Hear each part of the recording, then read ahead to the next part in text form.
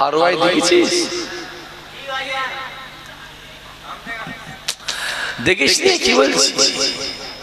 আবার আজকে দিনে দেখবে অনেকে জলসা, অনেকে মসজিদে, অনেকে আবার দাঁড়ি রেখে দিয়ে, আর কথা বোঝা যাচ্ছে, পার্টির মজলিসে গিয়ে বসে আছে। আবার অনেক জায়গায় কোরআন তেলাওয়াত হচ্ছে, আবার অনেক জায়গায়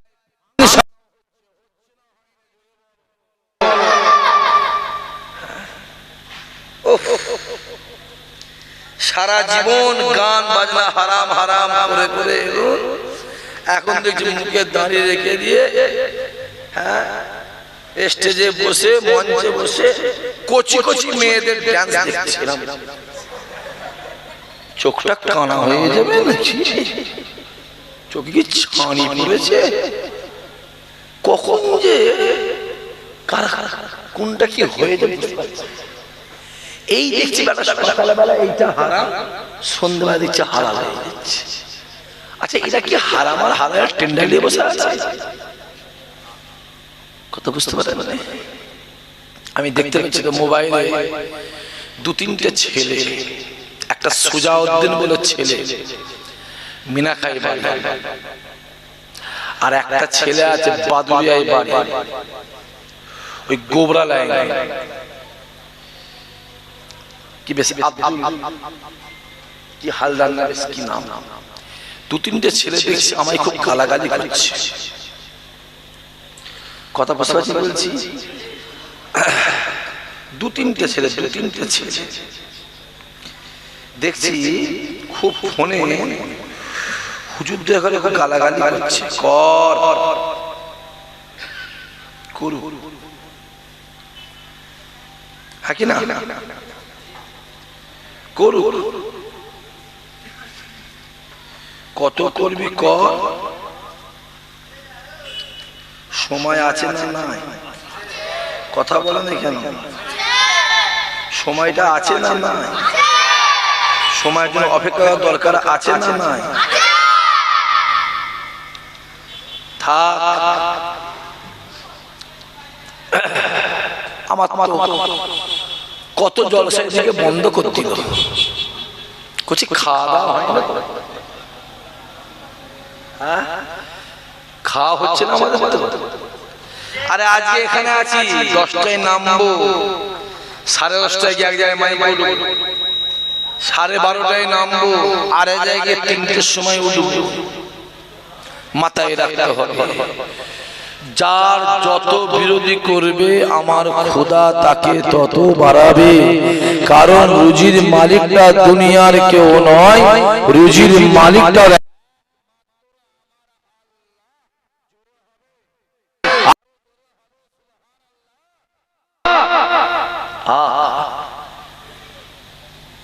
আবার আজকের দিনে দেখবি অনেকে জেলখানায় পড়ে আছে, আছে না নাই? জোরে বলে আছে না নাই? জেলখানায় যাবার সময় হয়ে গেল, তোরা তৈরি আছিস তো? কেতা কম্বল নিয়ে বসতে থাকবি, একটা করে গেঞ্জি পরবি, 3-4টে করে গেঞ্জি পরবি, 2-3টে করে লুঙ্গি পরবি, কখন তুলে বোঝা যাচ্ছে? তো কালিকালা আমরা দেখি মিলিটারি ভর্তি, মিলিটারি দেখছি চোরের দল দেখ, যে যেখানে তত টাইট সেখানে তত জোরে বলো তত ফাঁকা। বিরাট কিছু হচ্ছে, যত টাইট হয়ে তত ফাঁকা হচ্ছে। মুড়ি সাহেবের মাথায় টুপি, বিড়ি খায়, কথা বলে নাকি আপনি?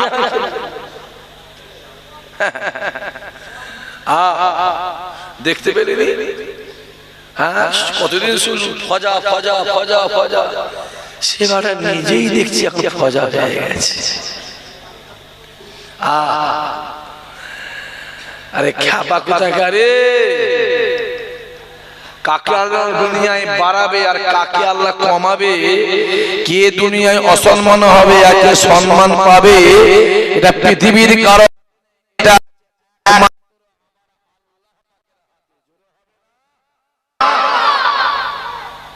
কিন্তু আল্লাহ আপনাকে আমাকে ভালোবেসে তার রহমতের জান্নাত মাহফিলটা কবুল করে কিয়ামতের দিনে এই মাহফিল নাজাত জোরে এটা কোন থানা এটা ভাঙল কেন ভাঙল থানা ভাঙলটা কত বড় রে বাবা আর কোন বিধানসভা ও ক্যানিং বিধানসভা दुकाने माल के इधर का माल उधार और उधर का माल इधर है कथा बोला इधर का माल उधार और इधर का माल उधार है কেমন হচ্ছে আব্বা আব্বা কেমন হচ্ছে কেমন হচ্ছে কেমন কি বুঝলে উস্তাদের মা জোরে বলো শেষ রাতে খুব গালাগালি দিয়েছে খুব গালাগালি খুব লবচ চবচ চটাং পটাং অমুক অমুক ছোট হুজুরকে অমিত শাহ জোরে হবে নাউজুবিল্লাহ আরো জোরে আমার চাচাকে বলেছি আবার বেশি বললে বলবি তো 2 গ্লাস বললে মওলানা হয়ে যেত মওলানা কত রকমের মওলানা বেরোবে ইমামতি করা মওলানা জলসা করা মওলানা গরু জবাই করা মওলানা ঈদের দিনে খুতবা দেওয়ার মওলানা আজকাল আবার পুজো করা মওলানা যে নাম মওলানা মোহাম্মদ পুজো করা কত নেবে বাবা দেখেছো উস্তাদের মা হ্যালো একটুখানি এদিক ওদিক করে দিলে হয়নি খুব ঝামেলা করছে রে আচ্ছা স্যার দেখছি হুজুর দেখছি ভাইজান দেখছি করে দেন না একটুখানি খুব পেরেশানের মধ্যে আছি তো কথা বোঝা যাচ্ছে না বোঝা যাচ্ছে না এরা যে কেউ করতে পারে কোনো হুজুরও করতে পারে ইশাক ভাইও করতে পারে কোনো মওলানাও করতে পারে কোন চাচাও করতে পারে হ্যাঁ কি না সামলাও সামলাও দুনিয়ার বার আর খুদার মা পিঁপড়ের পাখানে বেরোয় কেন মরা সামলাও আর ভাঙরের লোক তো রেডি হয়ে আছে একদম গোস্ত মোস্ত খেয়ে বসে আছে একদম ছুরি ধার দিয়া আছে সকালবেলা উঠেই গরু জবাই করবে বাপরে বাপ আর ক্যানিং এর লোককে বলতে হবে না এরা আবার লুকিয়ে লুকিয়ে পানি খায় রোজা রেখে না ডুম মেরে পানি খাবে সিঙ্কিং সিঙ্কিং ডিঙ্কিং ওয়াটার লুকিয়ে লুকিয়ে খুব কেঁদেছিল আল্লাহর কাছে জানিস এই ছেলে এখানটা খুব লেগেছিল যখন বলেছিল ফুরফুরা ছোট হুজুর অমিত শাহ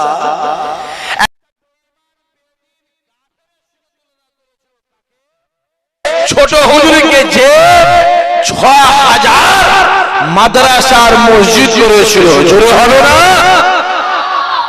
এখানটা খুব লেগেছিল আমি নিজে মাজারে গিয়েছিলাম হুজুরকে বলেছিল হুজুর আপনাকে এরম এরম বলছে খুব কেঁদেছে এখনো আল্লাহকে বলে আল্লাহ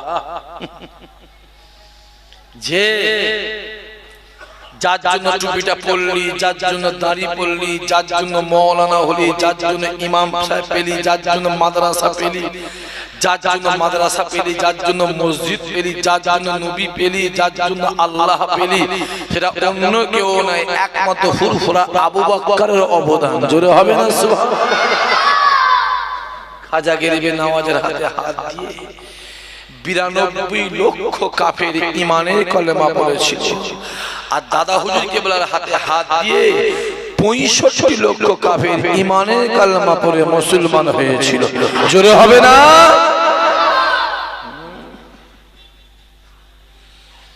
যার জন্য দাদা হুজুর কেবলা দোয়া করেছিল জুলফিকার আমি আবু বকর বলছি আল্লাহ তোমার ঘরে পালকি লাগিয়ে রেখে দেবে। দাদা পীরের দোয়াটা আল্লাহর দরবারে কবুল হয়েছে না হয়নি? জোরে বলো। দেখতে পাওনি?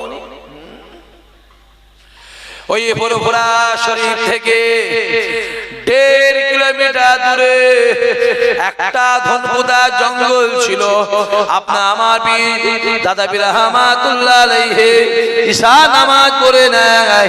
ঈশা নামাজ পড়ে এক পা দু পা করে ওই ধনপুদা জঙ্গলে গিয়ে ঈশা থেকে ফজর পর্যন্ত দাঁড়িয়ে দাঁড়িয়ে 24 বছর আল্লাহ জিকির করেছিলেন।